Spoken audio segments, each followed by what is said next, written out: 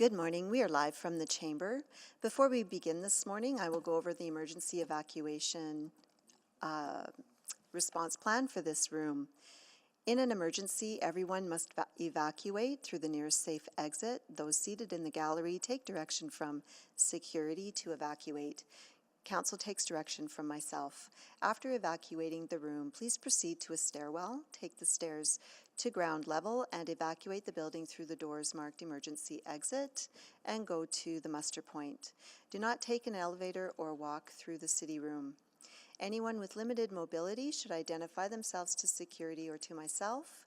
And finally, please speak with security or myself if you require first aid. Thank you. Thank you very much, and I'd like to call this meeting to order. And I'll begin with a land acknowledgement that at this time, I'd like to acknowledge that we meet on the traditional land of Treaty 6 territory and the Métis homeland, and acknowledge the diverse Indigenous peoples whose ancestors' footsteps have marked this territory for centuries, such as Cree, Dene, Saulteaux, Blackfoot, Nakota Sioux, as well as Métis and Inuit, and now settlers from around the world. And I think it's a fitting land acknowledgement today to just take an extra moment to acknowledge the independent government that we're going to be talking about today with the Métis people. So I'm so excited for that to be progressing and for our relationship to continue to strengthen. And that commitment of this land acknowledgement just grounds us in that conversation today. So thank you. I'll do a roll call of committee members. Councillor Salvador. Good morning. Councillor Hamilton. Councillor Stevenson. Good morning. Okay, I'll try one more time. Councillor Hamilton. Okay, we do have quorum, so we can keep going. I'm going to move on to adoption of the agenda. Councillor Salvador. Yeah, I'll move adoption of the agenda that the October 28th, 2024 Community Public Services Committee meeting agenda be adopted with the following change. The addition of 7.2 Bylaw 20958 Fire Rescue Services Bylaw Amendment number 11. Any questions on the agenda? If not, please vote. Councillor Stevenson is a yes. Thank you, Councillor Stevenson. We have all the votes. Please display the votes. And that is carried. And now approval of the minutes. I'll move the approval of the minutes from the October 7th, 2024 Community and Public Services Committee meeting. Any errors or omissions on the minutes? Okay, please vote. Councillor Stevenson is a yes. Thank you, Councillor Stevenson. We have all the votes. Please display the votes. And that is carried. We do not have any protocol items today, so now we will go to select items for debate.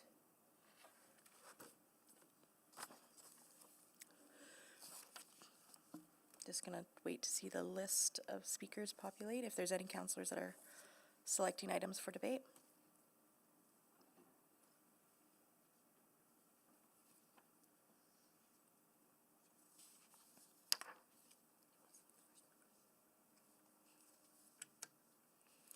Okay, I will select, I do have a couple quick questions on item 7.1. So I will select 7.1, and as there's a speaker on 7.2, I will select 7.2 as well.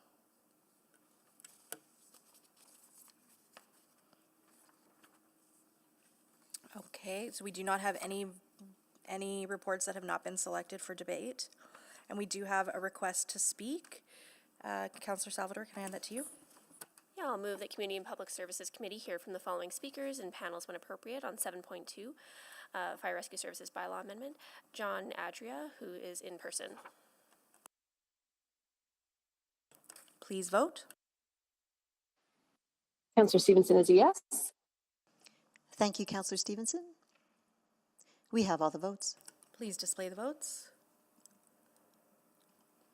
And that is carried. Okay, and we have no time specific on the agenda, no council inquiries that I've been made aware of, no reports to be dealt with at a different meeting, or request to schedule reports.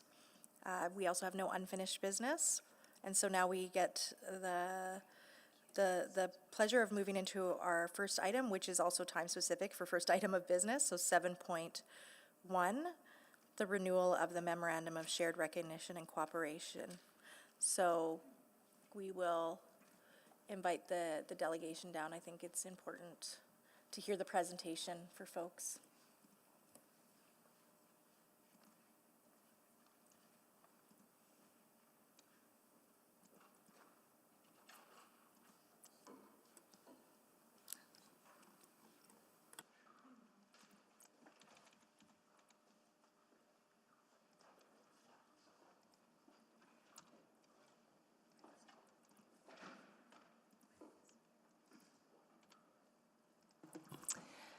Good morning.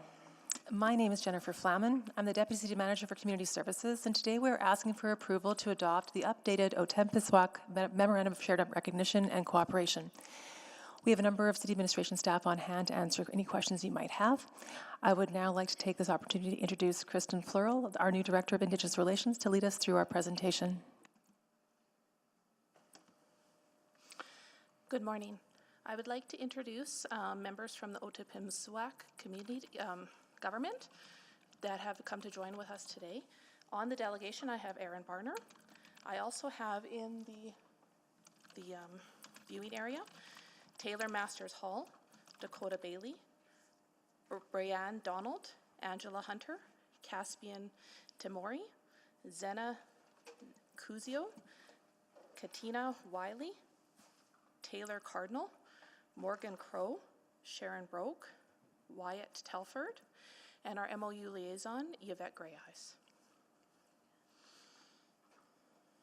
Next slide, please. Today is a milestone between the City of Edmonton and the Otipemisiwak Métis government. Nearly 2 years ago, the Métis Nation of Alberta approved its constitution, a move that formally asserted its rights towards self-government. As part of this process, the MNA, which was under the Societies Act, transitioned to the Otipemisiwak Métis government. Next slide. In recognition of the new governance model and the desire to build true government-to-government relations, the Otipemisiwak Métis government and the City of Edmonton agreed to enter into discussions on a renewed Memorandum of Understanding. The last MOU was signed in September 2013. That agreement focused largely on relationship building, which included celebrating culture and historical events, as well as flying the Métis flag during Métis Week in November. This new governance model replaces the 6 Métis regions with 22 districts. Edmonton is no longer represented by Region 4, but has been divided into 2 separate districts, Fort Edmonton and Edmonton-Whitemud. In addition, the Otipemisiwak Métis government no longer includes a vice president on provincial council, and instead it establishes a citizens council consisting of the president, Andrea Sandmeyer, women's representative, Ty Amy Grumand, and youth representative, Rebecca Ray Levely, who are elected provincially, as well as 22 district representatives who are elected locally. Next slide, please.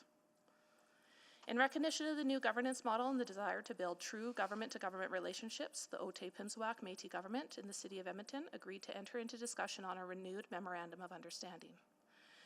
As mentioned, the last MOU was signed in September 2013. The agreement focused largely on relationship building. The past agreement resulted in annual events, such as hosting Métis Week at City Hall, increased communications between city administration, the creation of new housing, such as the Métis Seniors Lodge, announced in April 2024, and more tourism events, such as the Métis Cup, which brings over 1,000 Métis to Edmonton.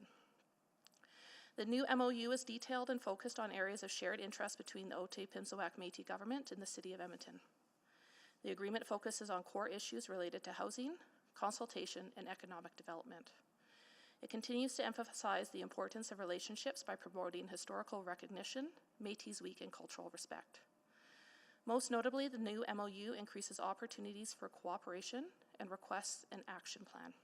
Next slide, please. To foster positive relationships with the city, the MOU calls for annual senior leadership meeting between the City of Edmonton and the Otipemisiwak Métis government.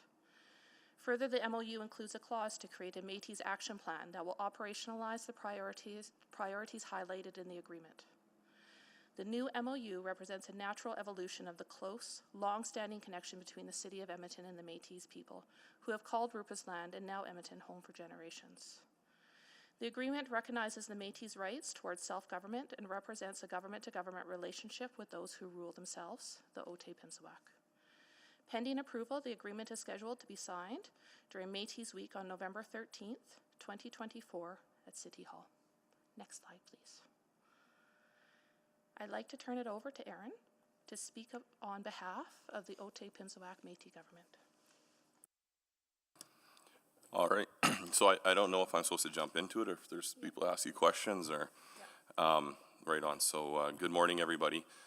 Thank you very much for the introduction, and thank you very much to the folks that have joined us here this morning. I'd also like to acknowledge the work that that Yvette Grey Eyes has done in moving this initiative forward. Yvette is in the liaison role, and some of you got to meet her last year at the issues, the MC at the proclamation from AT Week, and I'm hoping she's going to be the MC, co-MC again this year. So big thank you to Yvette for all that work. This MOU is very important, and the relationship's very important. We've had an MOU in place with the city probably for over about a decade now. One of the things that I know last time I spoke to a committee about, we did have a MOU in place, and I was given my 5 minutes at some point in the day, sat on my computer waiting, and then eventually got bumped off or changed for bike safety. I think somebody was mad about someone feeding pigeons or birds in a parking lot. I wanted to talk about property tax. I wanted to talk about the hardship that was, that's become an issue in how it was presented. And I didn't feel heard that day. Bike safety, that committee, that a year later a report. And it was really unfortunate because just that morning, I thought I scored a great deal. The city's framework on Indigenous relations. And I didn't get to say my piece. And I think, we're still working through the property tax stuff, and I'd like to report that it's a very good process in that we're moving forward. The Indigenous Relations Office is amazing. They're full of bright, energetic people that are connected and really want to have relationships and see things get better. The Métis have been a large part of the fabric of what is now Edmonton for a long time. We have people in the audience today, their families very much connected to the land and place, and may even be connected to this exact place we're in today. And so when we're looking at re-signing this MOU, I can look back and say, yeah, there's some times where maybe a little rocky or a little this and that, but in getting to this MOU and moving forward, to me is about not those things. We're on a path to deal with some of those real practical issues. We have an awesome partner when we're looking to do development. We know our place as Métis citizens in the city of Edmonton, and this MOU just further builds upon that. And so we're very happy to be moving in that direction. I love, and maybe I should do some research, but if you look at the city flag or the logo or whatever, it's really interesting. To me, I see one guy I kind of identify with up there. To me, that looks like a Métis individual with his sash and his gun, his hat. Definitely somebody that would have been here for a long time before I was, and doing things that I'd imagined that my ancestors were doing in this place. So on that alone, I think we can see our connection and the ability to move forward on, in a positive way. I don't really have too much else to say in regards to that, but a lot of things that are upcoming in Edmonton. For example, we have a Métis National Council meeting, or an assembly, and a national election happening in Edmonton this week. Edmonton is now, you're seeing our community come together, whether it be over at Explore Edmonton at the Expo, and come together in a good way where people feel safe, people feel included and heard, and a place where, in a way that we're also able to undertake our democratic function as a nation, provide that direction through our laws, our customs, our tradition, and our constitution to our leadership. And Edmonton plays a huge role in that, and has played a huge role in that. So we're very grateful, and we're really looking forward to continuing that relationship. And again, just like to really give a big shout out to the Indigenous Relations team at the City of Edmonton. Amazing group of people. I always worry whenever a job ad or something like that comes up, because I'm scared I'm going to lose one of my great team members to you guys. But keep up the great work, and thank you guys very much, and looking forward to continuing to work on a government-to-government basis on things that are important to the City of Edmonton as well as the Métis Nation of Alberta. There's so much alignment in what we do and what we need to continue doing. So thank you very much, and happy to take any questions. Thank you, Aaron. I really appreciate you coming, and I appreciate the whole group coming with us. Next slide, please. So thank you for your time and attention, and we welcome any questions. Yes, thank you so much. And I did want to just take a moment to acknowledge, I'm new to chairing, but there's a couple councillors that are joining us online as well. So I won't do a roll call of all those councillors, but just let you know that Councillor Paquette is online, as well as Councillor Rice, Councillor Principe, and Councillor Tang, and Councillor Knack. So those, there's quite a showing of council that are interested in this topic today. So I just wanted to flag that as well, and I wanted to say congratulations, and you know that's a big milestone in getting recognized as the rightful entity that you are, and so thank you for that. I will just take I selected this item, so I'll take my questions first. I just have a couple quick questions. One around and yes, and Councillor Hamilton has also joined as well now, so just wanted to flag that as well. She's here. I'm sorry, Councillor Hamilton, I missed you. And just looking for my questions. So I think I wanted to know a bit more about this action plan, because when I looked at the budget, it said administration will utilize existing operating budgets and staff resources to build on any future initiatives. But we know that oftentimes when we create an action plan where there isn't any additional funding or resources allocated to it, that can be problematic. So I just wanted to kind of get the thoughts from administration on that part of the report about what the vision is for the action plan.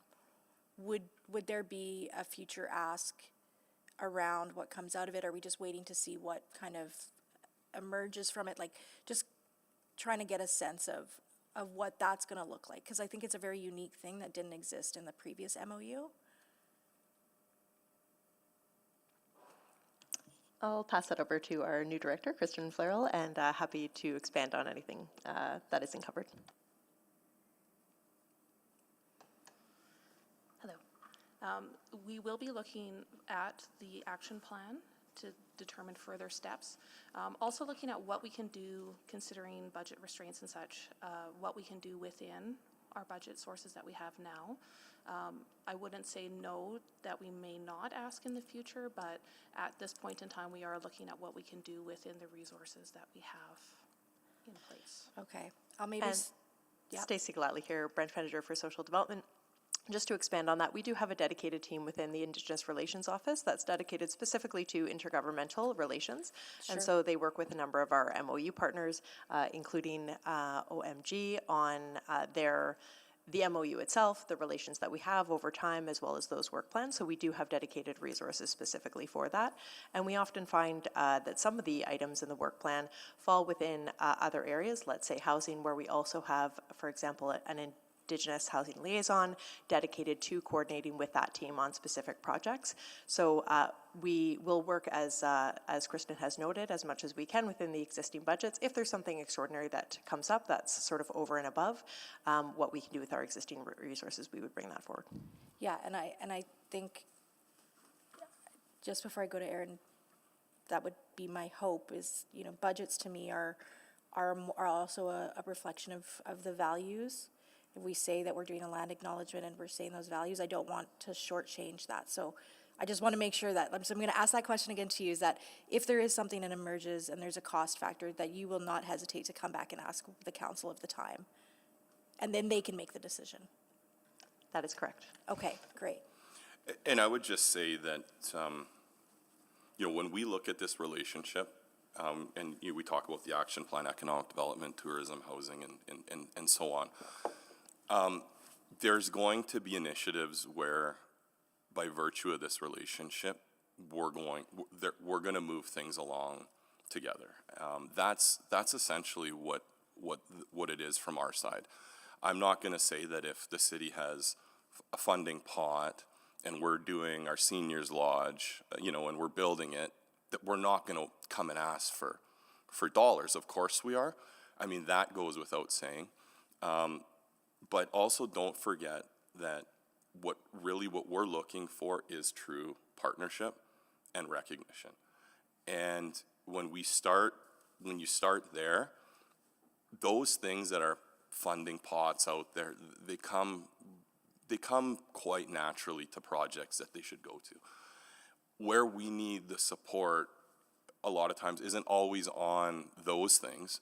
It's on the issue of, did you know we had to wait a year for an inspector to come and look at the fire hydrant when we wanted to do an infill where we took a duplex and turned it into a fourplex using some city money, some provincial money, and we all want more affordable housing, but if you don't know, you only have one person inspecting the fire hydrant, and the other deal was, to pay in advance and just upgrade it. Well, we didn't have the money, so you have to wait. I mean, there's also that side where we run into really, really practical issues where we're all trying to work towards the same goal.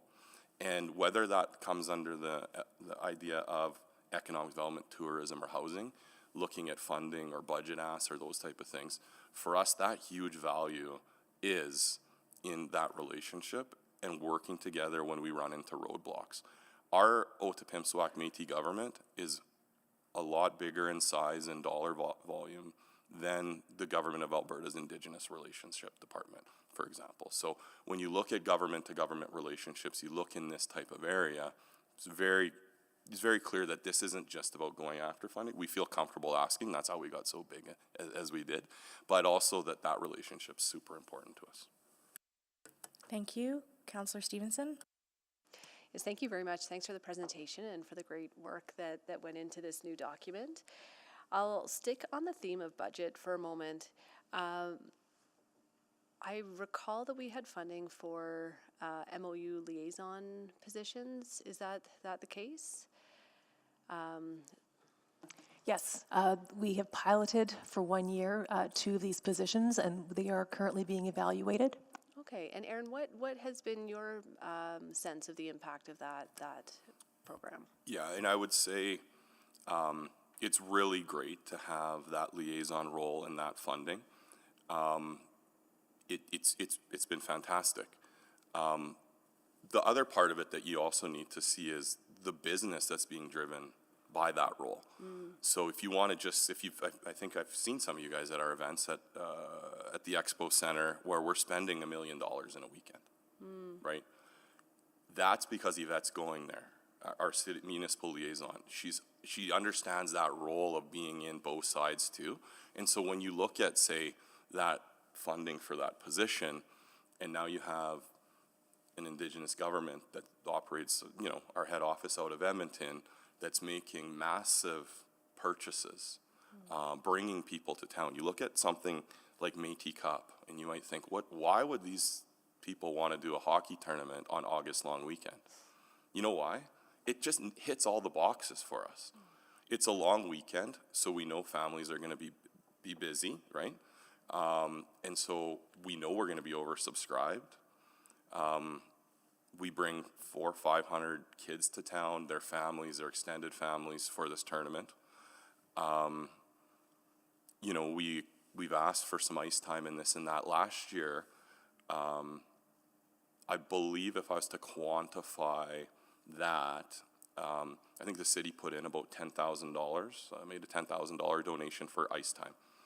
Really, that's not a deal breaker for us, like when we're talking about the money we're spending on that with hotels and bringing people in. But you know what would be a deal breaker? Not having a partnership with the city on that, not being able to call Yvette, go and organize and have a call and explain to Jason, hey, we ran around up and down the white mud between Terwilliger and Castle Downs because we do things a certain way on these $100 million recreation centers. We rely on a website to book it, or old contracts, or these things. And we have these families running up and down the white mud, and someone could have just maybe said, you know, ask them, move over. But next year, you know, our ask is, hey, it's August long weekend. We'd like all four at the Terwilliger, right where the farmers market is. We'd like to have our cultural setup and our tents and our food and our barbecue. And that is a massive initiative. That's like, there's no bigger Métis hockey tournament in the world, right? We're bringing economic development in, we're bringing in tourism. And it wouldn't be possible without the municipal liaison role. And then that second small piece, like we're, you know, on that relationship on that 10,000 for the ice, it's not about that, but you got to have skin in the game, right? You got to be an active, real partner. And I don't fear that we're at a spot where the Indigenous Relations Office couldn't come forward and say, hey, we need 10,000. And, you know, facilities, we have to understand if someone has a contract that weekend, we'll just move it to a different rink in Edmonton and we'll work it out. And we'd be happy to invite, if they move, they come to our stuff, come have the barbecue, come dance and sing and hang out. But that's really the value here for us. Great. Well, thank you so much for that. Just a last question, you know, really pleased to see, you know, the emphasis around senior leadership relations. I'm also just wondering about the elected official to elected official relationship. You know, that's an area where I feel that there's maybe a gap or some missing opportunities to have those dialogues and build those relationships at that level as well. So maybe just to our administration first, some ideas around that, and then would love to hear your thoughts too, in recognizing I have 43 seconds left, so. Time is a construct. I believe with a lot of the events, we could work on a relationship with government to government. With this work plan as well, would look at different options that we could do to increase government to government relationships between the MOU partner, the OT-Pinsawak, and the City Council. Great. Sorry, I got 10 seconds. So what our relationships with other levels of government are extremely important. Generally start off with some type of MOU and moving into framework agreements or in federally self-government type things. What we do, just to really quickly on the federal side, is we have an agreement. The Prime Minister meets with the President and the other Métis presidents, just meets with the President. They set the agenda for the year. Quarterly, they meet with the cabinet ministers. In between there, myself, I meet with deputies, ADMs, my staff, and the subject matter experts. They work, and they formalize these plans over time and these quarterly meetings, and then we end up with, you know, in the federal system, some type of budget ask, some co-developed piece of something, and then we go into the system, we wait with our fingers crossed, and there's some type of initiative, whether housing, early learning, childcare, that comes out of it. But in the meantime, that's gotten us to those initiatives has been that government-to-government, leader-to-leader relationship. And so I'm happy to work on what that would look like with our districts here, with our president, with our own secretary and cabinets, to bring, you know, if you guys are game, we can bring something back in that regard for sure. Thank you so much. No, appreciate it. And yeah, I don't see any other questions on the board, and so I'm going to move the recommendation in the report that the Community and Public Services Committee recommend to City Council that the mayor, on behalf of City Council, sign the attached memorandum of shared recognition and cooperation with the Otipemisiwak, did I say it right? Otipemisiwak, Métis government, formerly the Métis Nation of Alberta, as outlined in Attachment 1 of the October 28, 2024 Community Services Report, CS 02565. And I'm going to offer up a time for anybody to speak to this item. Perfect, and we will start with Councillor Stevenson. Yes, thank you so much. You know, again, just really briefly want to share my huge gratitude to everyone who's worked on the refresh of this MOU. This is an incredibly important relationship for our city, and delighted to see a renewed emphasis on the work that we do together. There's a great line in the MOU, I think, around how the success and well-being of Métis people is linked to the well-being of all Edmontonians. I truly believe that, and think that this framework really helps us to get there. You know, moving forward, as I mentioned, I'm really, really excited to strengthen the government-to-government relationships with the elected officials. At the same time, knowing that there's a really strong working relationship between our respective government administrations. So very grateful for that work, and wanted to acknowledge the Indigenous Relations Office as well. As we've heard this morning, you're doing really important work that's instrumental in this work. So thank you so much, and really pleased to support this. Thank you. Thank you, Councillor Stevenson. Councillor Salvador? Yeah, thank you so much. I'll just briefly speak to this as well, because this is a really important milestone and an excellent opportunity to reflect and recommit ourselves to building strong government-to-government relationships as we continue fostering positive working relationships with one another. Want to thank, or take a moment to thank everyone who's here today, and the entire team for helping advance this work, and of course everyone at the IRO for your ongoing commitment and dedication to helping all of us live out the values that are embedded in the Indigenous framework.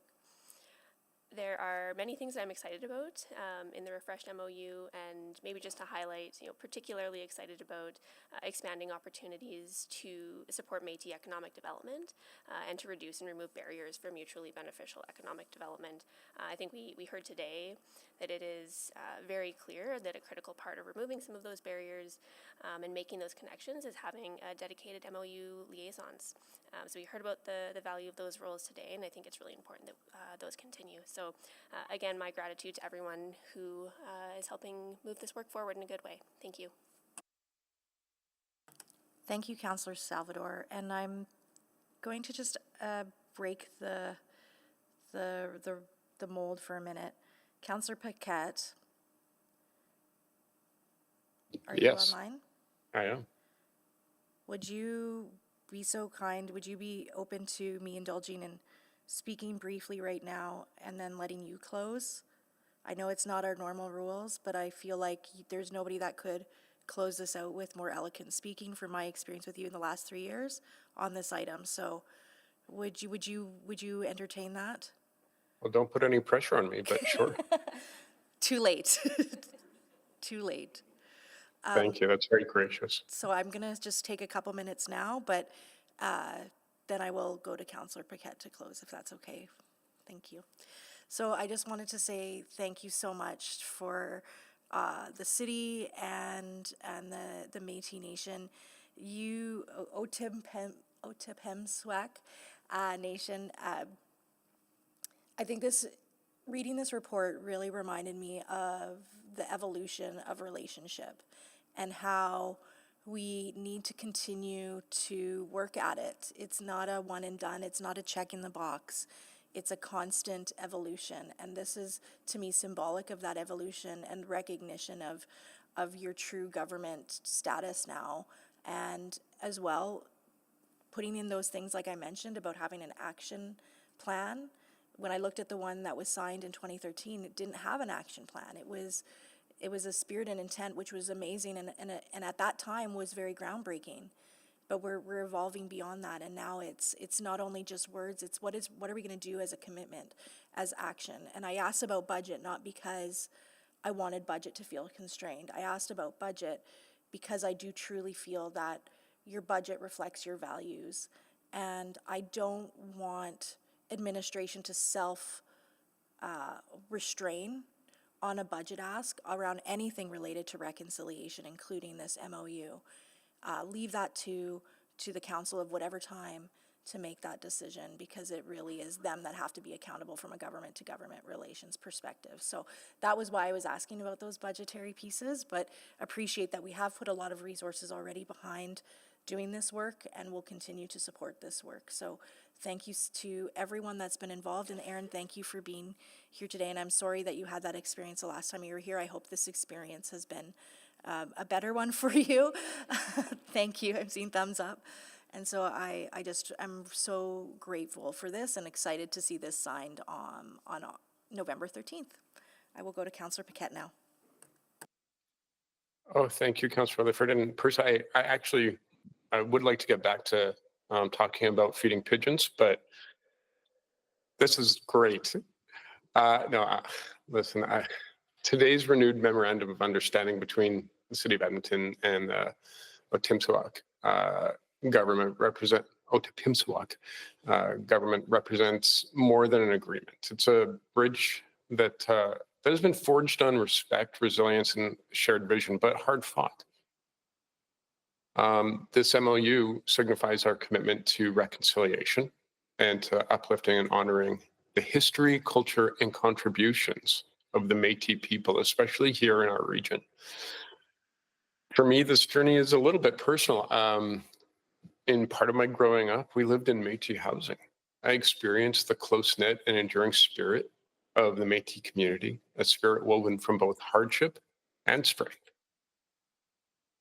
Our people, the Otipemisiwak, or the people who own themselves, carry a legacy of resilience born from times when Métis families were pushed to the edges, living as the road allowance people, building homes on land that no one else would claim. And even then, Métis didn't merely survive, but held fast to identity, creating structures to support families and build a future. Our past loss is motivation to inspire our future gain. Through this MOU, we are honoring that determination to rise and reclaim a place. It calls on all of us to work as equal partners, recognizing that Métis people have helped to build Edmonton, have shaped the city with their labor, traditions, and dreams. Historically, the Métis people have had a rough ride in Canada. As John A. Macdonald said, though every dog in Quebec bark in his favor, he shall still die, referring to Louis Riel, an elected MP who never sat in Parliament, a father of Confederation. This MOU is a declaration that the City of Edmonton sees the Métis Nation as a partner, one that brings wisdom, insight, and a vision for a better future. I want to thank the IRO, our Indigenous Relations Office, for their dedication, and to the Métis representatives here with us today. Your efforts and presence make this collaboration possible and signify a future rooted in unity and shared purpose. And so together we move forward, not as separate entities, but as one community. And I think my colleagues saw today that me being blunt is not a bug, it's a feature. I shared with some of my friends who spoke. So this agreement goes beyond recognition. It's a promise to work together to support the continued resurgence of the Métis Nation and to ensure Edmonton grows as a place where all identities are honored, which is our goal, especially in these days. As a Métis Nation, I think folks are seeing some of the same attitudes that that have been in existence in the past that caused problems. and alarms are being raised. And so through community, through strength, through mutual respect, and through communication, that's the way that we combat some of the attitudes that we are seeing and how we overcome them and make everyone a friend. Well, here in Edmonton, we are a friend and we strive to be one. And through this partnership, we're creating a future where together we are stronger, where reconciliation is a lived commitment, and where every citizen feels a profound sense of belonging. And that could not have happened without the hard work of everyone here today and the generations who fought for our right to walk this path together. Marseille, thank you. Thank you, Councillor Paquette. See, I'm glad I broke the mold. There's no way I could have followed that. Amazing. Thank you for your kind words.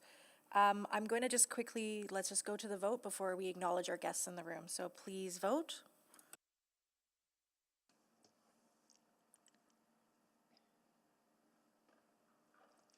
We have all the votes. Please display the votes. And that is carried unanimously. And before we go on to our second item, maybe if the delegation does want to switch while I'm doing this, I did want to acknowledge that we have another City Hall tour school here, and Councillor Paquette, if you're still online, they heard your entire closing, and I think it was very, very apt for the young folks to hear that vision of Edmonton. So we have Earl Buxton School, grade 6 students, and your teacher is Miss Compton. Is that correct? Hi. And you are in Pehesawin, so your counselor is Counselor Cartmel. Awesome. Well, thank you for being here today. How long are you with us at City Hall? Or how long are you? 1 week, a day? Just for the morning. And so, do you have a volunteer that wants to come down and talk? I want to ask them a couple questions. Do you have a volunteer that might?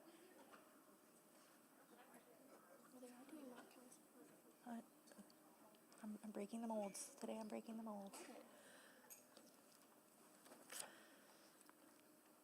So the mayor typically asks about mock councils, but I'm going to break the mold a little bit because that's what I'm feeling like today. I'm being rebellious with time and with who's closing, so why not keep it up? And so what's your name? It's on. Oh, my name's Everett. Everett, nice to meet you, Everett. Thanks for being here today. Nice to meet you too. Have you ever been to City Hall before? No, I haven't. So this is your first time? Yeah. And so what do you think of it? What was your first impression seeing City Hall? So far, I think it's really nice. It's a nice building, and the guide is the guide is nice too. So yeah. What's one thing you've learned that you didn't know before? That the Friendship Tower, it cost over like $1 million. It was like very expensive. Yeah, and that was like in the year that it was made dollars, not even in today's dollars. Yeah. That's awesome. Well, I hope everyone enjoys their time here and you have a rich debate on whatever the topic is. What is the topic? If the voting age should be lowered from 18 to 16. The voting age. Ooh. So can we get the City Hall school team to report back on the outcome of that debate? Awesome. Yeah. Awesome. Thanks everyone for being here today. Have fun.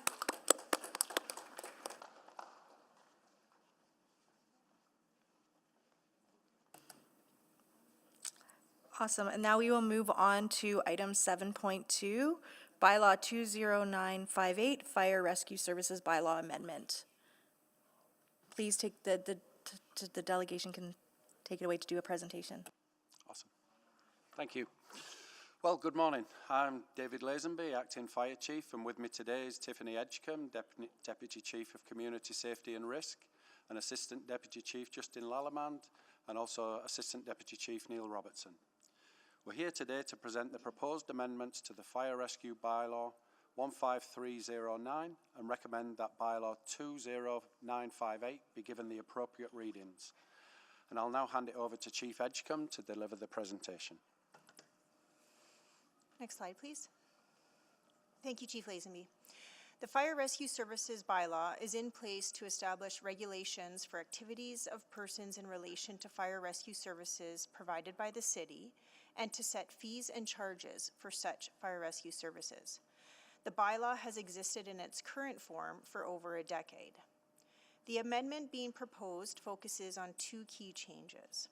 First, replacing the definition of false alarm with unwanted alarm to better align with the National Fire Protection Association standard. And secondly, removing the fee schedule from the bylaw to allow Edmonton Fire Rescue Services to harmonize with corporate best practices, providing transparency and predictability to users related to fees and fines. These amendments reflect the Fire Service's general strategy and proactive approach to ensure we allocate our resources effectively and efficiently. Next slide, please. We know, much like all city departments, the demand on the fire service is growing, and some may wonder if our staffing has grown at the same rate as the demand. While the size of our service has grown, both in total personnel numbers and in the number of operating fire stations, when we look at the number of calls as a ratio of minimum staffing, which you see here on this graph, we can clearly see the call volume is growing at a faster rate than that of our minimum staffing. Because the demand for service is likely going to continue to increase, and with limited growth in resources, EFRS is proactively evaluating our business to ensure we are adding value to the community through our service and properly allocating resources to our priorities. In this graph, you can see that baseline events numbers as a ratio of minimum staffing have continued to rise over the past 5 years. In spring of 2024, our team evaluated the role of EFRS in medical responses. They found that prioritizing response to medical calls where EFRS can have a direct and meaningful impact on outcomes, we were able to reduce the number of medical events our crews responded to. In fact, those are down by approximately 30% since the changes were made. You can see that this intentional work resulted in the first decrease in events each crew responds to in many years, although the levels remain much higher today than in those pre-pandemic. These changes have allowed the fire service to improve response times, complete critical in-station duties and on-duty training, and relieve some of the pressure that contributes to the burnout of firefighters from year-over-year increases in call volume. Next slide, please. Today, we are here to discuss the issue and opportunity of alarm calls, those coming either from monitored fire detection systems or bystanders who call for help after hearing an unidentified alarm. The rising volume of alarm calls and the question of whether or not emergency services is truly required in these calls is a common problem across North America and not unique to Edmonton. In the last 5 years, we have identified a 57% increase in alarm calls. When we analyze these calls, there are many reasons that the alarm system has been triggered, from accidental activations to intentional and malicious activations. While some signal emergent situations that require intervention by EFRS, we have found a large majority of these alarm calls require no emergency response at all. The National Fire Protection Association references these calls which do not require emergency response as unwanted alarms. Next slide. When we did a retroactive analysis of our alarm call data using the terminology of the NFPA standard, we found that approximately 90% of the calls categorized as alarm could in fact be deemed unwanted and required no emergency response. NFPA further categorizes these unwanted alarms into 4 main themes, and we similarly saw a range of reasons for why our alarms triggered in the first place. We found common reasons like steam from a shower, smoke or steam from cooking, or dust. These would all be considered nuisance alarms in the standard. There were many instances where the alarms were triggered by people simply by accident and are considered unintentional alarms by NFPA. And these include situations like an alarm being repaired or installed without EFRS being notified prior to, someone hitting a sprinkler head with a ladder, or a person accidentally activating a panic bar when leaving a building. Malicious alarm events are also caused by people, and EFRS found many examples of these as well, such as someone pulling the pull station on purpose when no emergency exists. There are certainly situations where there's no clear explanation for why the alarm was triggered, and may include faulty equipment, and these would be categorized as unknown alarms in the standard. Next slide. EFRS classifies events or calls into two major categories, medical and fire events. In the category of fire events, alarm events are considered the number one assigned call when crews are tasked to respond, and represent more than half of all fire event calls. This is shown in the pie graph on the right. To put this call type into perspective, EFRS responds to twice as many alarm calls annually as we do to outdoor fires and structure fires combined. You saw in the previous slide that alarm calls are increasing year over year. In this slide, we are also showing that trend relative to our minimum staffing levels. In the line graph on the left, representing the alarm calls as a ratio of minimum staffing levels, we clearly see that the calls are increasing at a much faster rate than our staffing levels. What does this mean in simple terms? Every crew is attending more and more alarm calls each year, with little to no effect on community safety, since most of the time, per our retrospective analysis, there was no danger in the first place.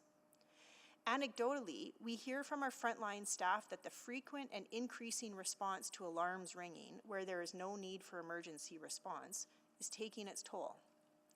Every time an alarm call is received, 4 trucks are dispatched hot to the event, with lights and sirens. Not only are crews unavailable for calls that truly require emergency response, there is significant wear and tear on the fire apparatus, fuel consumption, and risk associated with traveling at those high speeds through traffic in our communities to these events. We also know these calls contribute to the burnout our firefighters are experiencing due to the increased demand on their services. Without intervention, we can anticipate the demand on our service to continue to grow. The International Association of Fire Chiefs acknowledges the concern of unwanted alarms due to the impact on public safety, firefighter safety, and the financial burden that it places on fire departments making unneeded responses. We need to take action to address the issue of unwanted fire alarms. Next slide. I would like to summarize the opportunity we have.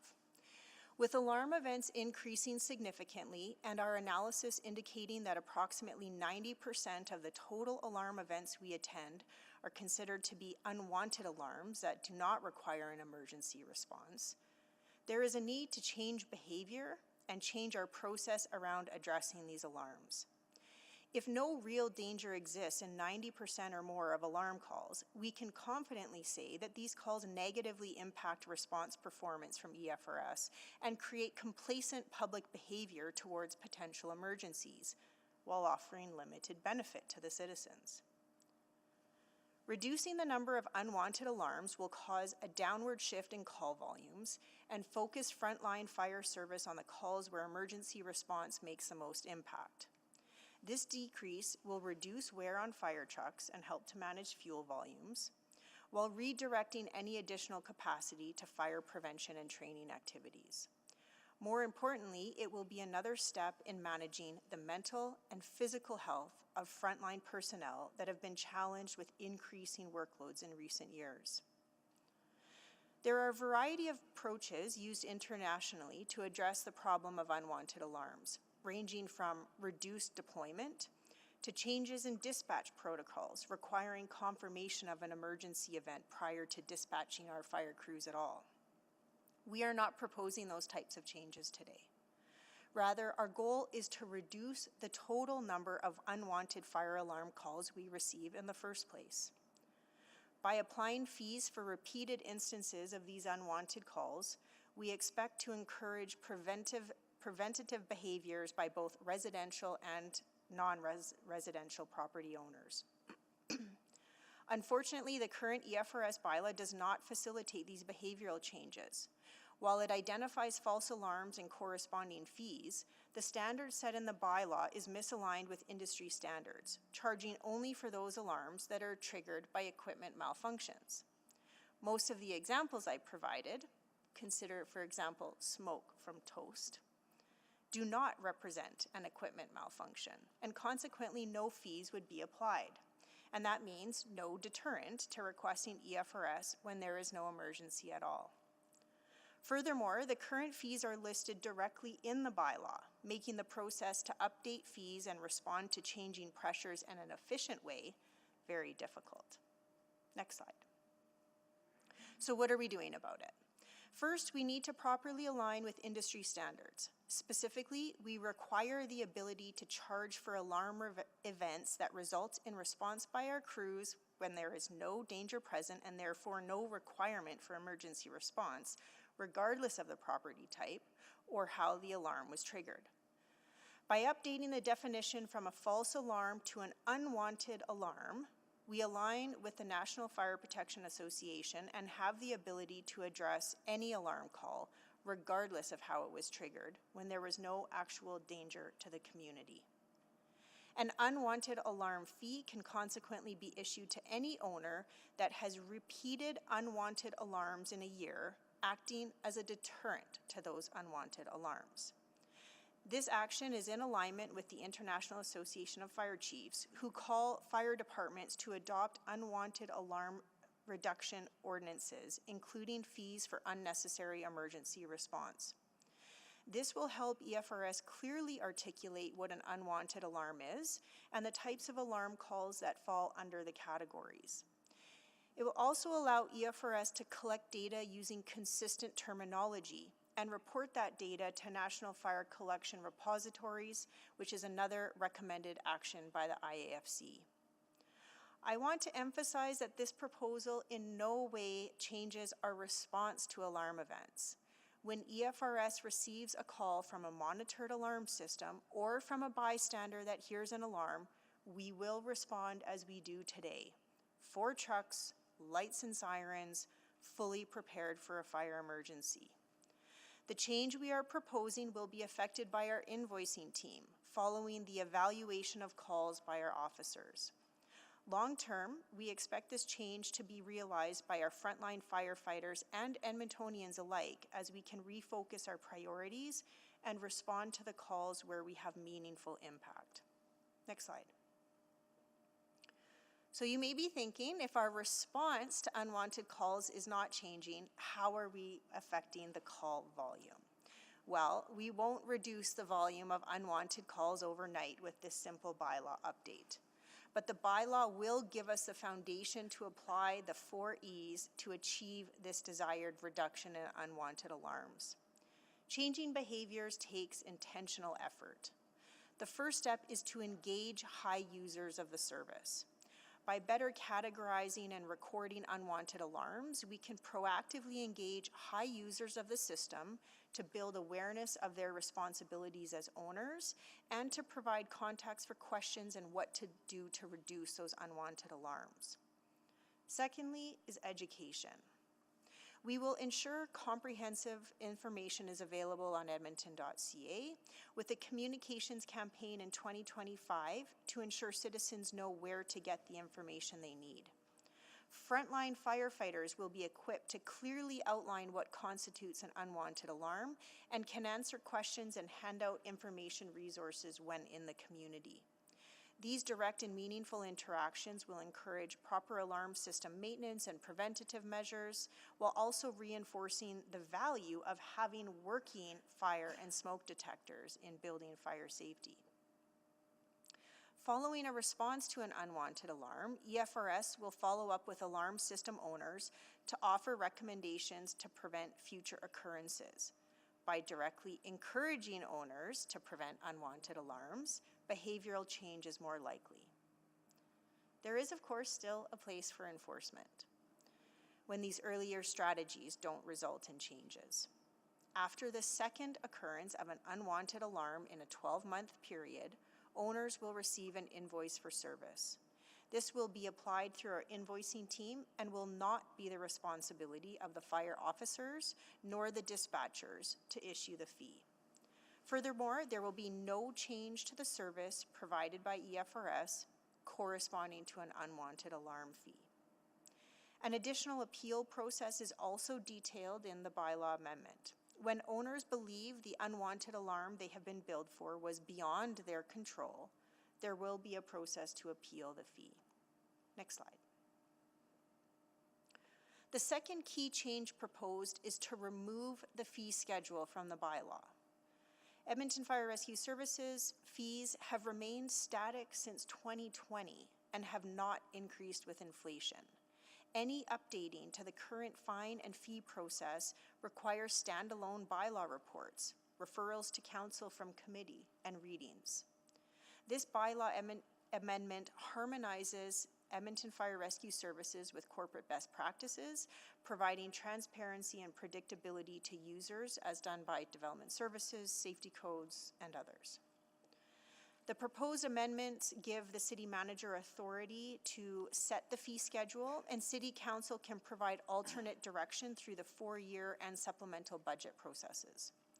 Moving forward, the fee schedule will not be approved or shown in the bylaw and will be approved through the budget process with the fee schedule included in the budget documents and posted on the city's website. In advance of Fall SOBA, attachment 4 that you've been provided previews the list of fees and fines, which have simply been indexed to inflation from 2020. And those are the fees proposed for January 1, 2025. And with that, we would like to thank you for your consideration of these proposed changes to help address the problem of unwanted alarms, and are ready to hear any questions you may have. Thank you for that presentation. We do have a speaker on this item, so I'm going to invite John Adria to come down. I know you're in person to speak to committee.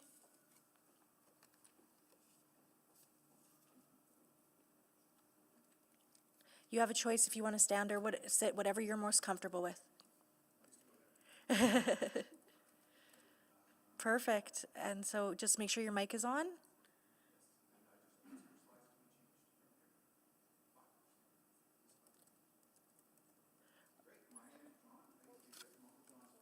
Your mic isn't working yet, sorry. Push this for the mic. Okay. Okay, there you go. Now you have 5 Sorry minutes about has that. begun.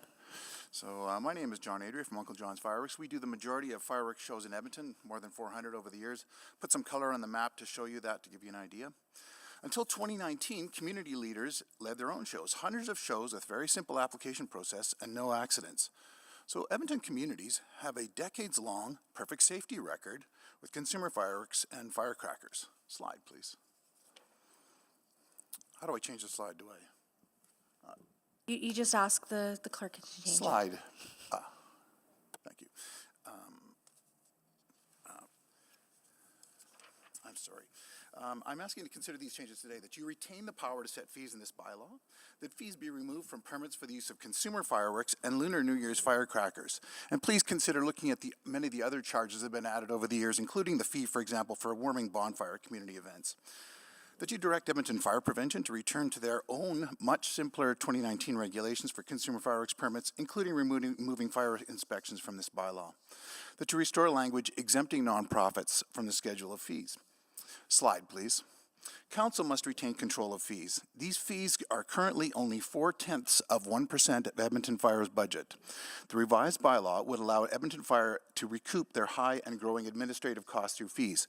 They're wonderful people, but it'd be expensive for us to have to pay for that. For example, Edmonton consumer fireworks permits become more complex each year, but total fees are perhaps $7,000. They would have to go up a lot to pay for the ever-increasing complexity of the permit process. Slide, please. Permit fees are already a barrier to communities. We had no consumer firework permit fees before 2017. Firecrackers have never had any fees. Most jurisdictions don't charge for any fireworks permit. This is the only place that we work where we have to pay fees. Edmonton is the only place that charges fees for community fireworks shows. The fees are intended to be a barrier. Community leagues are told they're there to prevent a free-for-all situation. 40% of groups dropped out of Lunar New Year's Eve firecracker use when fees were threatened last year. These fees and other fees were added to this bylaw by misleading council over the years, during budget process incidentally. I'm asking you to remove permit fees and inspection fees for fireworks. Slide, please. Inspection of already safe consumer fireworks shows are unnecessary.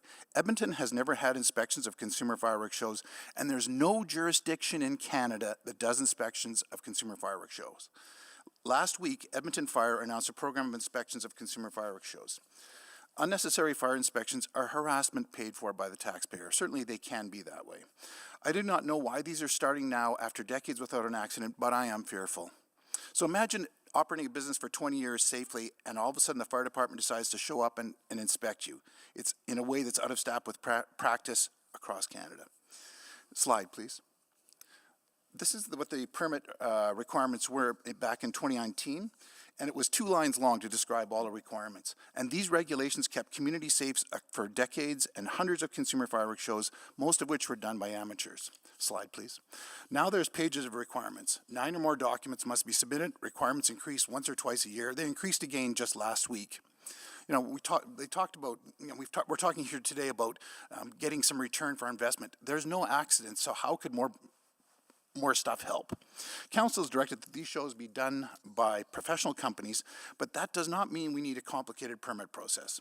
I'm concerned that inspections coupled with the most recent change in requirements will be used to end our community shows. Slide, please. The Lunar New Year's firecrackers, they have a long history of safe, responsible use of firecrackers. Since 2023, firecracker permits have become very difficult. For decades, permits were provided through the Chinese Business Association for the asking. Now we have to submit one of Edmonton's complex permit applications for each use of firecrackers, 15 applications in all, depending. These permits are not required. I'm sorry. These permits have to be sent in 20 business days early, about a month, versus 5 for any other fireworks permit. Multiple permit fees will be charged, meaning between $1,200 and $2,700 in total fees, versus $181 for any other event. I volunteered to help this community since 2023, but for decades they safely and responsibly used firecrackers for themselves. And I should say, this community feels set upon in this area. Slide, please. When they allowed this budget, when it was first established, council directed that nonprofits be exempted, but that language was removed without consulting council in 2013. The bylaw changes proposed by Edmonton Fire would allow them to charge their administrative overhead to everyone forced to get a permit.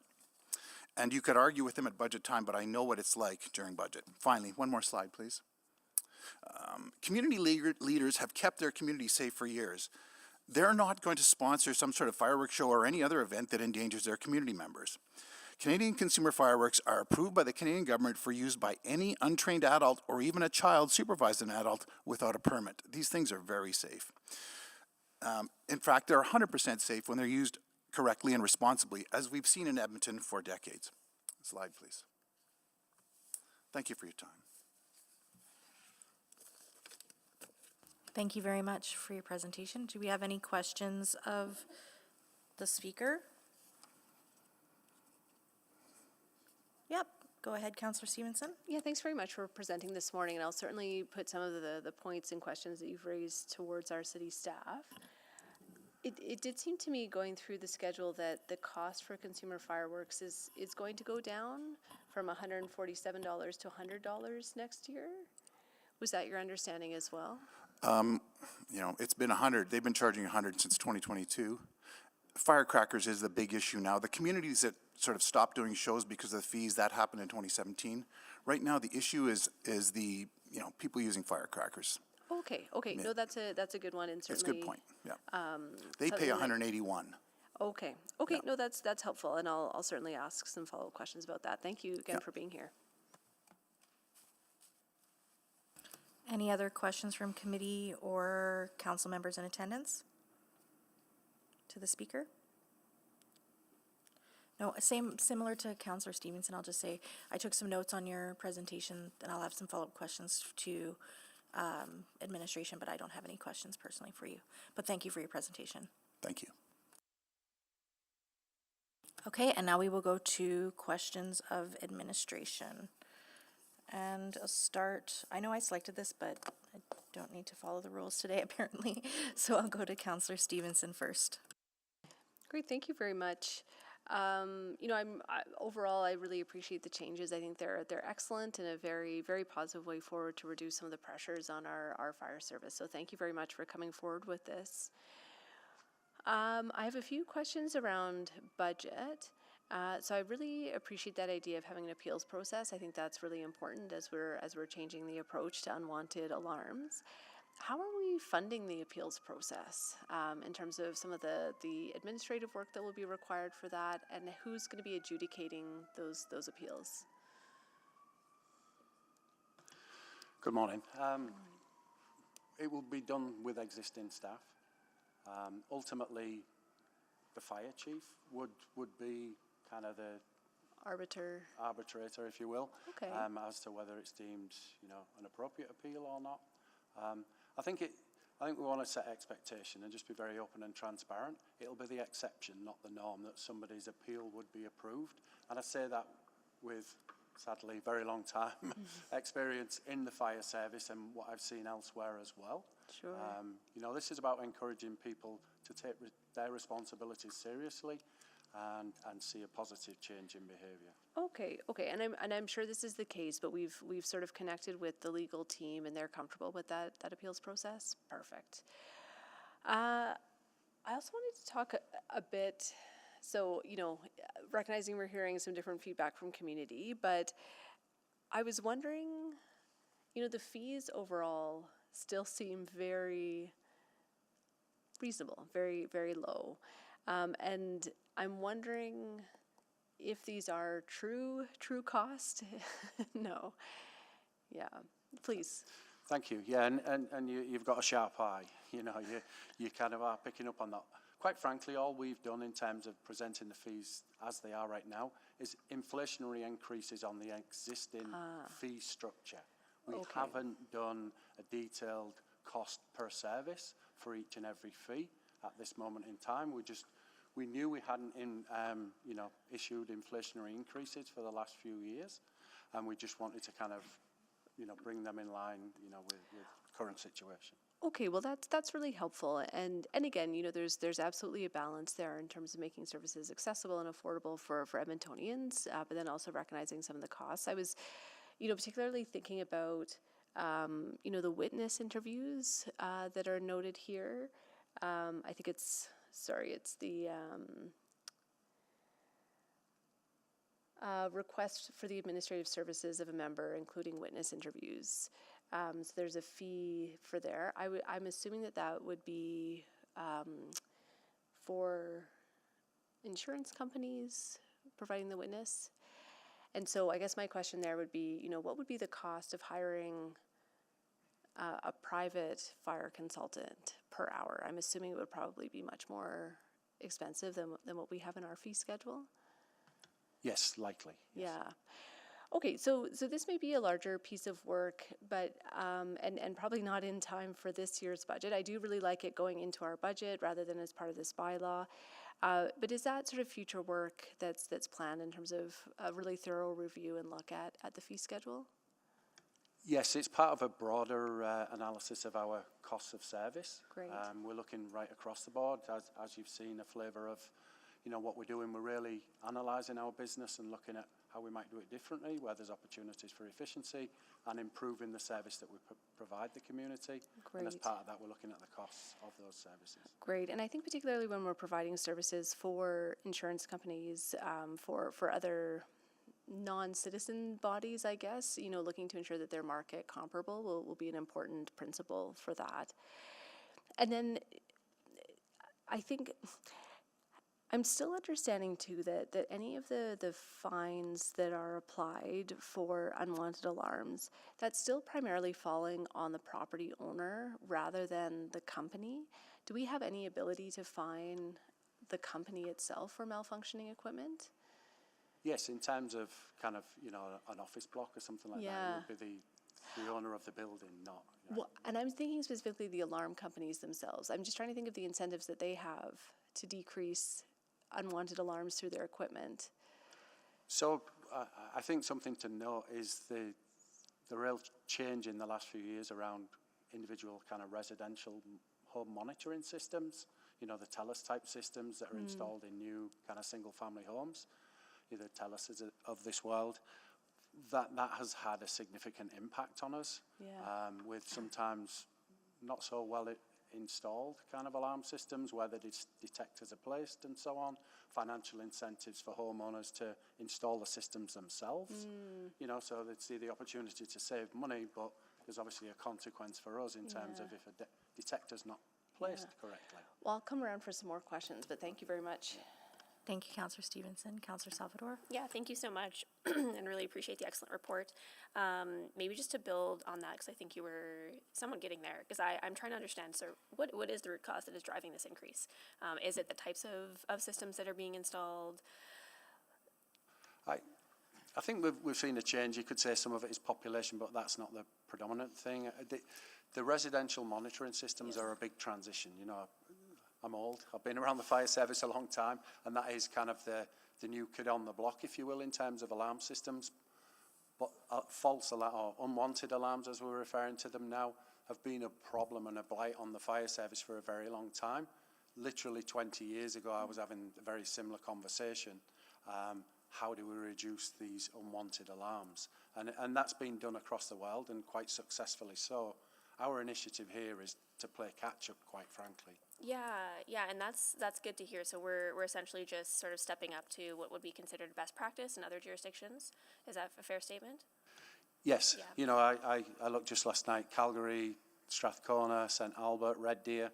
Our local neighbours are all already doing the same. Okay. Excellent. That's good to know. And then maybe it might be a similar answer related to sort of the comprehensive look at the fee schedule, but we've talked about medical calls, some excellent work being done there, now unwanted alarms. Are there other, I guess, specific areas where EFRS is looking at process efficiencies and improvements to deliver similar types of results? I think in terms of call volume, medical and unwanted alarms are the two big ticket items from a pure call volume perspective, but we're looking at all areas of business and how to do it to best effect. Okay, but that's good to know. We've sort of identified those two primary drivers and are taking steps. Great. And maybe just a final question. I think it was mentioned a few times, just the toll that it's taking on crews as well.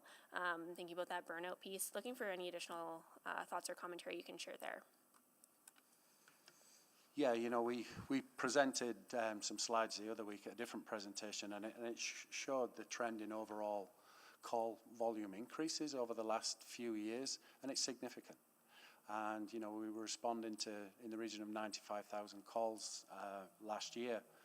And it is, we haven't had pure FTE increases in the sense of looking at how many FTEs we have per population or anything like that. So the burden for our dispatchers, for our firefighters is borne on those that are already in place. It's just trying to dismantle the desk bed. He's a bit glad, he can't help it. But yes, it's just that constant call volume. And they don't complain. They step up, they signed up, they want to protect the public, but it's that cumulative effect of call after call after call after call. And then, when you get an unwanted alarm at 3 o'clock in the morning, then 4 o'clock in the morning, and you're there, and they're now, mindful of the fact that they're not protecting other people who might have a much greater need, it takes its toll eventually. And then the type of calls that they're going to as well, and, some of the situations that they're in, it's hard for first responders in this city. I'll just say that. Yeah, absolutely. Well, I really appreciate those answers and some of those reflections. I'll speak to this when appropriate. Thanks. Thank you, Councillor Salvador. Councillor Hamilton? Thank you. I just wanted to, so first of all, thank you for this presentation. It is really helpful to hear how a regulatory framework, as outlined in this bylaw, has an impact on the health and safety of the people who serve our city. In this case, the fire service. Because the sort of most of what you've, or all of what you've laid out here today relates to the unwanted alarms, which I appreciate the change in terminology. I I'm going to orient questions around that, but we did have a speaker who was concerned, uh, I want to say, about sort of ongoing um, considerations with respect to uh, fire. Um, I can't say this eloquently with respect to fireworks shows. And I imagine that, as the speaker outlined, when things go good, they're great. And if things were to go bad, they go really bad. Um, and I'm wondering, first of all, how you're working with communities to address that, to take the burden off your staff.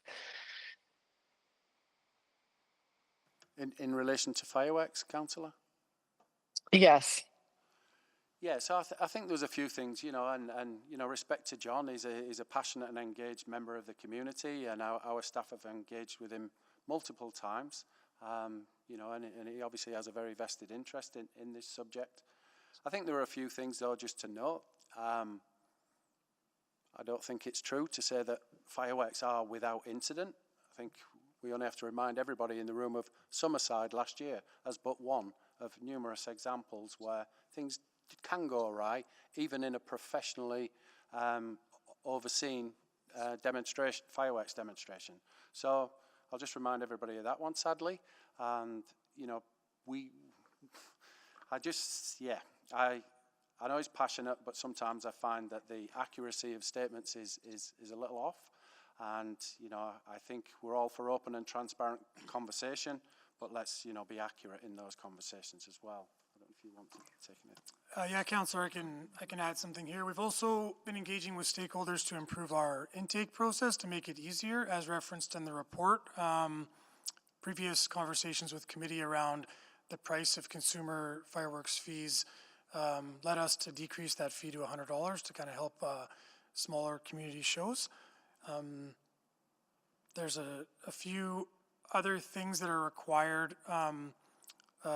Mr. Adria has commented on firecrackers being a concern. Something to really point out is that in the National Fire Code, firecrackers are prohibited, and it's only through special exemption that we can discharge them in Alberta.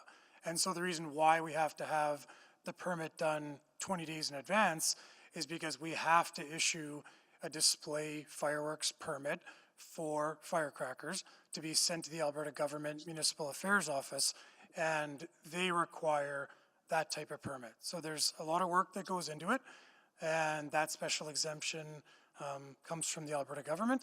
There are other federal regulations that have to be followed as well. So that's, although it is time consuming, it can seem like a lot. I know last year, Mr. Adria references numerous events and numerous permits. That's because we had 3 events on public land, 4 events on private land. They were all different locations. And because of that, they all require different series of information. So it's not that we're trying to charge thousands of dollars for a single permit. If the event was one event and it was in a certain area, then we could look at that. But we have had many conversations with fireworks stakeholders in September and October of this year, just around how we're going to work on ensuring that we work together, build the relationships, and make the application process a lot more streamlined, less concerns. Great, thank you. Just one more quick question. The way that you're setting out the fee schedule, this sort of harmonizes the fee schedules of other bylaws, correct? This sort of makes the processes across the city more consistent. Is that my correct understanding? That's correct, Councillor. Great, thank you. Thank you, Councillor Hamilton. I will take my turn now. I have actually a lot of questions. I'm going to start with, I know that it's a separate bylaw through EPS, but EPS does have that bylaw 10922 around alarm systems. What kind of conversations has Edmonton Fire Rescue had with EPS? Because if they're providing, because what I'm hearing is like the Teleses of the world are causing a lot of this increase. They're supposed to have permits. I actually suspect that a lot of people are not getting those proper permits from even Edmonton Police Service. I just want to know if there's been conversation on the intersection of that. Not the intersection as such, but we have had preliminary conversations with EPS to understand what they're doing. You know, to learn how and when they're dispatching a police cruiser, if the intruder side of the monitoring system is activated. By default, they're not immediately sending a police cruiser. There's a level of verification before they send that. And that's something that we're looking at as well. You know, is there opportunity to put the onus more on TELUS? Because right now on the fire side of things, Yeah, that's what it's routing straight into fire, you know, to fire dispatch, and then we're responding as we would. We're wondering whether there's a level of, you know, certain criteria that needs to be met before we do dispatch. Yeah. So as I said, it's a relatively new thing on the fire side of the house, and we're looking to other kind of our peers, likes of Calgary and so on, having conversations with them to see if there's any examples of leading practice that we can follow to kind of reduce the burden. And I just think there's an opportunity here where because I've always wondered with that specific bylaw with EPS, why we're not holding TELUS to account to get the proper permits. Or I keep calling out TELUS, there's many other providers, so I don't want to, there's many other providers out there that are providing alarm systems. It's just the one that I tend to, okay, yeah. Like, is there an opportunity there, I guess, is the question at the end of the day. Is there an opportunity to work with EPS on some sort of way of making sure that when there is an alarm permit, because I think you can choose right now, at least with some alarm systems, whether it includes fire or not, right? So is there something when they're providing permits that could there be a partnership there, I guess, is what I'm trying to get at. Possibly. I don't want to speak for EPS. I just guess I'm asking for a commitment from fire rescue to... We certainly will. You know, whether we just mimic their approach, if we can't kind of truly partner, then I think, certainly we are looking at that. Yeah, I mean, my hope would not be to duplicate, because that's just more... No, I'm just saying if they'd prefer to have their own separate standalone bylaw, again, I don't want to speak for them. Yeah, I think their bylaw can be the same, but is there an amendment that they could easily make to their bylaw to say that they'll also include fire rescue services as one of the things they're looking for in permitting? I don't know. Just an idea. Yeah. Take that as you will. We have legal representation here today. I don't know if they want to speak to the matter or whether it's actually administratively possible to kind of be in their bylaw or not. Christopher, I don't know if you want to speak to that. I don't think that you could bring forward amendments to their bylaw. EPS would have to bring them forward. No, I just want to, you know, I don't want to.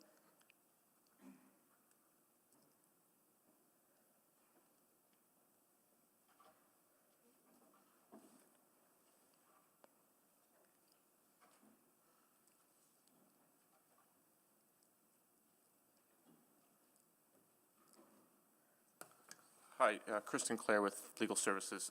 In terms of EPS's bylaw, they would have to bring that amendment themselves. Yeah. They're in charge of their own bylaw, so if they want to make those changes, they can go ahead, but fire cannot do that for them. Yeah, that's what I know, and what I'm asking today is if if there had been conversations with EPS, and if not, will there be commitment to have those conversations with EPS and the commission? Yes. Okay. I also wanted to kind of know about the exemption for, I know this isn't necessarily in this, but since we have the bylaw before us, it opens up the discussion.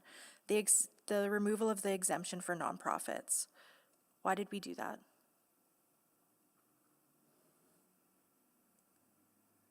For fireworks.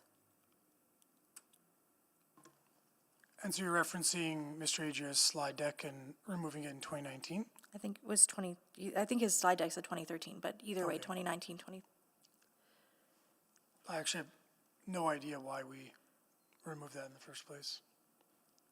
Okay, thanks. I'll come back for another round.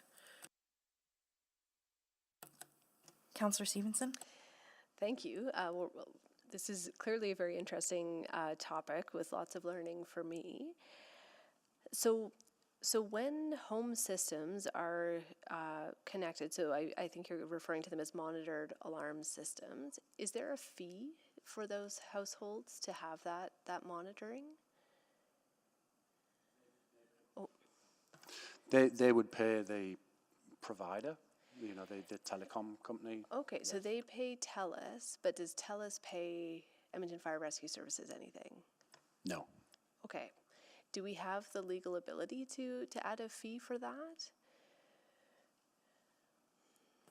We'd have to do some more research, but I don't really think so. The fee is being charged to the owner of the property. That way we can put it onto the tax roll eventually if we are unable to get payment. And with TELUS, in an alarm business, it complicates things in that regard. But there's still the bylaw route of issuing them a bylaw ticket, separate from the fee. Well, so I think there's two pieces here. I think you know, would like to talk a little bit more about the fines and how we can potentially apply those to companies. But it seems that, you know, households that have the monitored alarm are receiving a premium service from the City of Edmonton. But it doesn't seem that we actually receive any payment for that service. No. So is that work that could be done to explore that? And maybe just as a precedent, do the monitored alarms through EPS's bylaw have any fee associated with them? They have to purchase a permit. Okay, and there is a fee for that permit. I believe so. I'll double check. Okay. Well, yeah, I mean, I think that would be a really important way to proceed because, again, that is a service, a premium service, and I think that we should be receiving a fee for that. So I'm not sure if, oh, go ahead, sorry. Yeah, we're just looking at the EPS page now. New permit application, $30 paid by the alarm system holder. Okay, so it's a fairly low one. But they are still able to apply a fee. Well, yeah, I mean, I'm not sure if this is coalescing or if there's a need for a motion around some further work on this, but that's something maybe we can discuss as a committee. And then again, I just want to go back to this question of applying the fine. So if the unwanted alarm is a direct result of an error in the alarm company's system or faulty wiring, something like that, am I understanding that we don't have an ability to fine the company itself? It's only the property owner? Correct. Huh. Yeah, because I think, you know, it's tricky because I think sometimes property owners rely on the companies themselves to be well run and to install the material. But I suppose as consumers, as customers, they can apply that pressure, hopefully, on the company. Okay.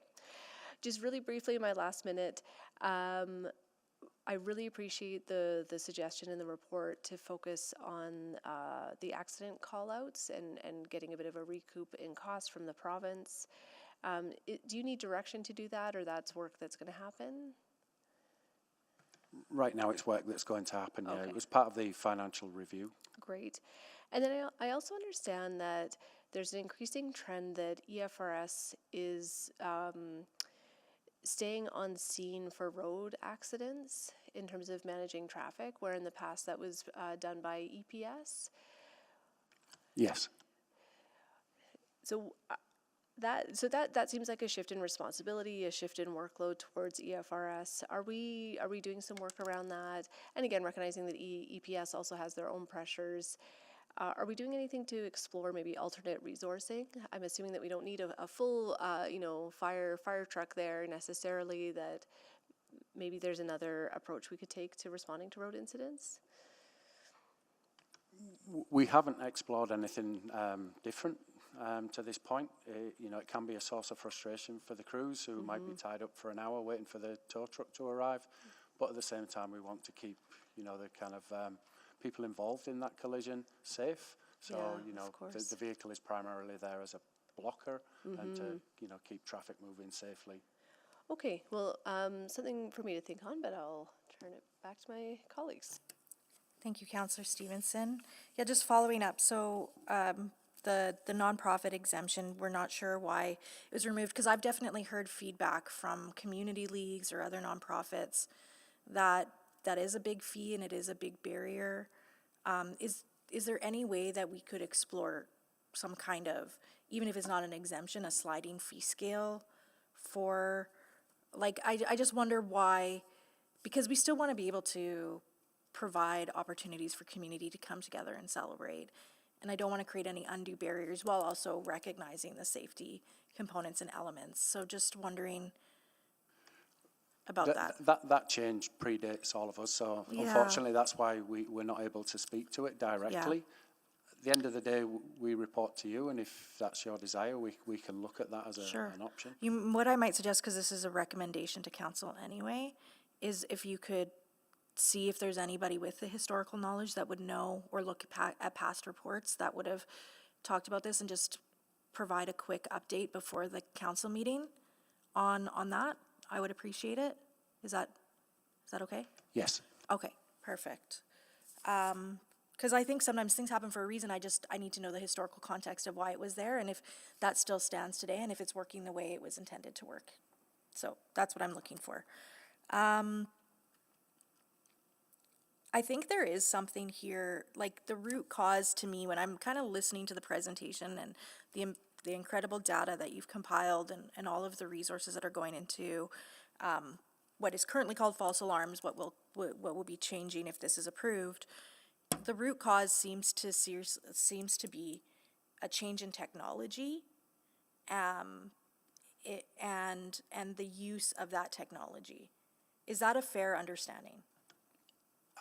I would say that's not a complete picture of No, the not a situation. complete picture, No, but when I first came here, when I read the bylaw, just because I can compare and contrast to previous approaches, the language that we had around the fees that we could charge related to false alarms or unwanted alarms was very limiting. In that we could only charge for malfunctioning equipment. And there's a whole range of things, reasons why alarms are set off. Not just, change in technology. So we had a problem before the new monitoring systems came in. But we've had a 57% increase. Yes. And I would say that 57% increase is putting the strain on resources. Additional strain on Additional strain on resources is in large part due to these. The recent increase, yes. Yeah. But there are a range of behaviours that contribute to the overall unwanted alarms, and we have to challenge all of those. Sure. If I could also add, Councillor, the breakdown between residential and non-residential alarms over the last 5 years is quite consistent. So there's not an obvious spike in residential alarms that would explain the 57% increase as being attributed to an increase in residential alarm system installations. Certainly, we would all assume there'd be a component there, but the breakdown between residential and non-residential is consistent for the last 5 years. Oh, that's an interesting data point too. Very interesting. Okay, I don't have any further questions. Just let me quickly look at my notes to make sure I have no further questions. Sorry. Why is it not going to the...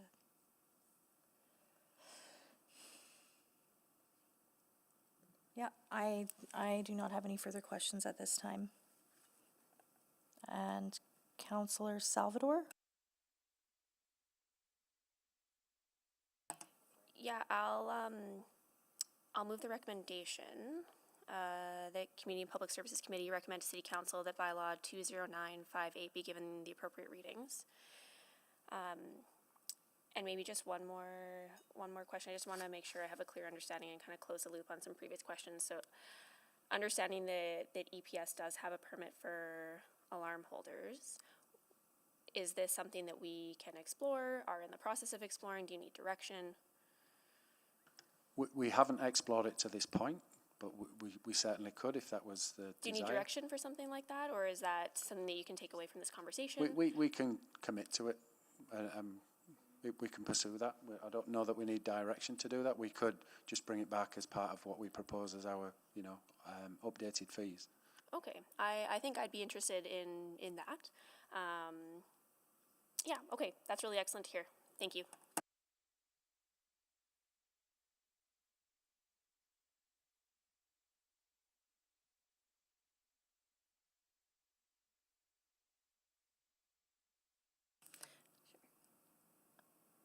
Well, there might be a contemplation of a subsequent, from my understanding, but we would still need to make sure the bylaw gets read. So do we want to do you have a motion that you're working on the wording of, Counselor Stevenson, for subsequent?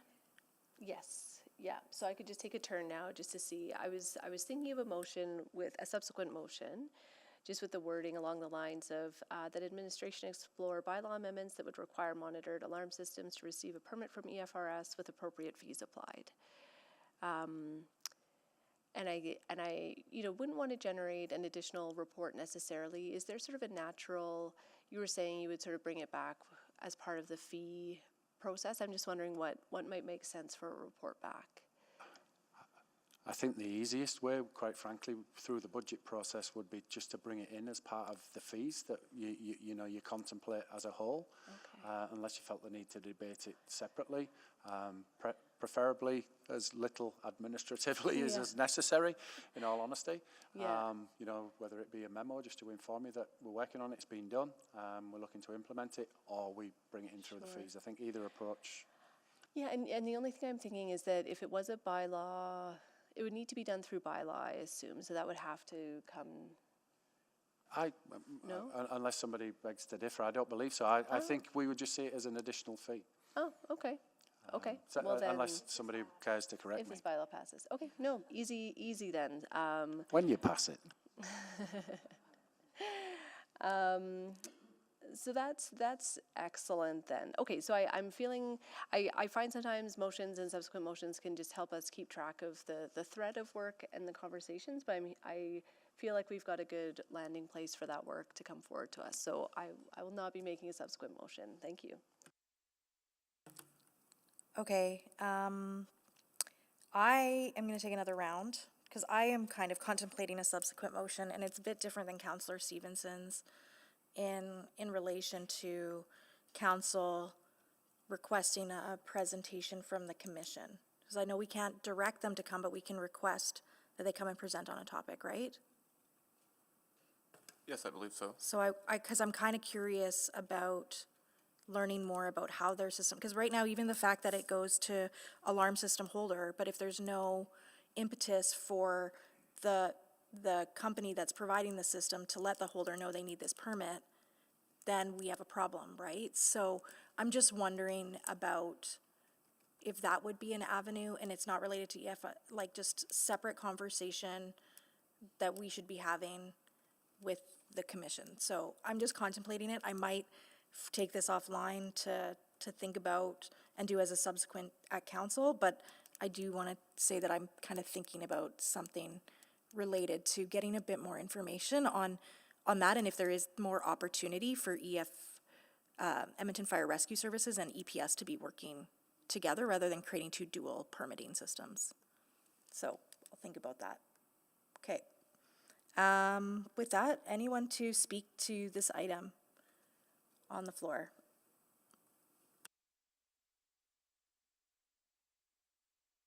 Councillor Stevenson? Yeah, thank you. Just want to again share my gratitude for this work. I think this is the type of iterative innovation and evergreening the work that EFRS does. It's really important to ensure it's a sustainable service, both for the members who are working in those roles and for Edmontonians as well. I touched briefly on this question of road accidents, but the work that's here gives me a lot of confidence that if you are seeing those types of areas, creating additional demands on the service, that you will come forward with the changes necessary to help alleviate those burdens. So really, again, grateful for the work and excited to support these bylaw changes. Thank you. Thank you, Councillor Stevenson. Councillor Salvador to close. Yeah, thank you so much. Again, just want to extend my thanks to administration for bringing this work forward.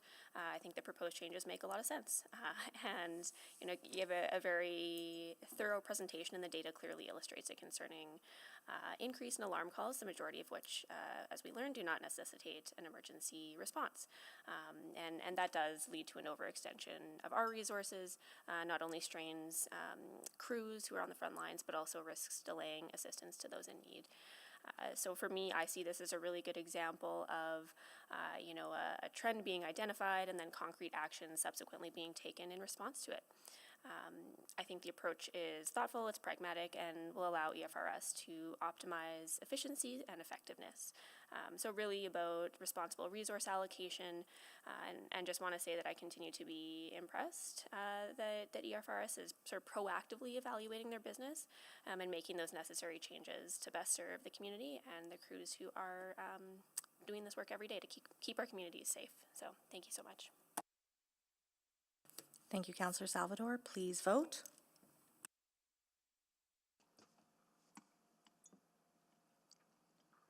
We have all the votes. Please display the votes. And that is carried. And so just again confirming, we'll get some information on the exemption prior to the council meeting. Thanks, that would be great. Appreciate it. Thank you for your time today. And before we go on to finishing off the agenda, we have a couple special guests with us, including one of our lovely colleagues, Councillor Principe. She's here with some guests for visitors from the Netherlands. We have Mayor Renkema from, oh my gosh, Hovalenken? I don't know if I'm saying that right, as well as Margaret and Garrett from the Walter Strange Foundation. So thank you so much for joining us here today, coming all the way from the Netherlands. Would anyone care to say a few words? Mayor?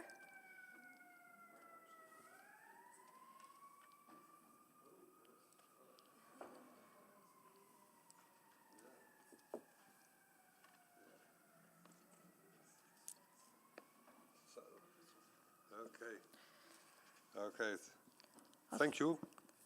It's working? Yes. Yeah, you're surprising me very much. First by welcoming of us here. It was a coincidence that we got invited to be here. We're here several days. I don't know if you heard of it, but we have unveiled a monument here. Yes. Yes, it's about a relation between, and it is the municipality of Nijkerk, and Hoevelaken is a part of it. And I know that it's very difficult to pronunciate it. But there's a warm bond between the loyal Edmonton Regiment and the municipality Hoevelaken Nijkerk, because they liberated our municipality in 1945. And so, as a gratitude for that, we are coming here, and we are very grateful that they made a monument over here. And it's very nice being here. And it's for me very interesting to be in your meeting of your city council, because your system is so different from our system, and maybe we can learn something from the way you do it. And as a mayor, and I say a lot of things, as a mayor I'm also responsible for the fireworks in our city, but we wouldn't ask the people the way you do it, and that's nice to learn it. We saw yesterday a lot of your city here with a tour of the people. We liked it. It's very huge if you compare it to our country. And I heard Alberta is how many times bigger than, only Alberta is 16 times bigger than the whole Netherlands. Yeah, so you can see we are enjoying it here. Thank you very much for receiving us here.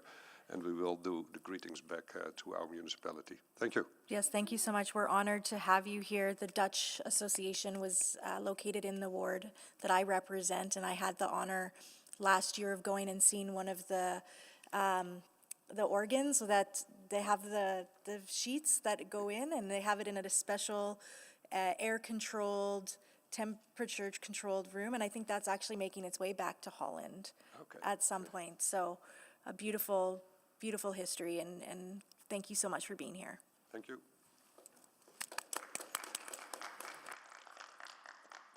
And you also have a lovely host in Councillor Principe. And now, before we go, we have one more City Hall school as well that just joined us. You joined us just in time. We're about to finish. We are so efficient today. We wrapped up business, all of our items. But before we go, we do have another grade 6 class from Earl Buxton with their teacher, Kay O'Driscoll. Kay O'Driscoll? Hello. And they are also in Pahesawin, which your counselor is Counselor Cartmel, Tim Cartmel. And before we go, is there anybody that would like to come in? We just had a mayor from the Netherlands was just speaking before you came in, visiting our great city. Is there a member of your class that would like to come and talk to us a little bit about how you're experiencing City Hall so far? I'm going to let the teacher pick.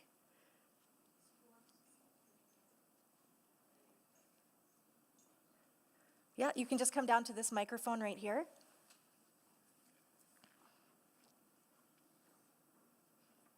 That's right, be careful on those stairs. Yeah, just stand right there, the podium. There you go. You can lift the mic up. I Hello. think it's going pretty well so far. I have been really enjoying this experience so far. I think it's been really cool. And I'm really interested in this type of stuff, so I was really excited for this field trip. That's amazing. What is your name? My name is Olivia. Olivia, nice to meet you, Olivia. It's Is this your first time? It is working. Is this your first time at City Hall? Yes, it actually is. And so what's your overall impression so far? I think it's going pretty well. I've been really liking how they've decorated this place. Is there anything, what is one thing you learned one new thing you learned today from being here? I've learned that they've had like lots of offices in here. And yeah, that's mostly it so far since we're not fully in. That's okay. You're here for half a day, right? Yeah. Right. And what are you doing in mock council? Yeah. And what is the topic you're doing? Not quite sure. That's okay. That's okay. Well, either way, whatever you decide, make sure that the City Hall School people circle back to us and let us know. Well, thank you so much for being here today, and for everyone. I hope as you walk around City Hall, you see that maybe you have a spot here in the future when you're an adult, and can run for City Council someday too. Thank you. Thank you for letting me speak. Thank you. No, it's great. And now we will move on to, we do not have any responses to council inquiries. We do not have any private reports. We do not have any motions pending or notices of motion without customary notice. I'm going to do one call for any notices of motion or motions without customary notice. Seeing none, we are adjourned at 11:22.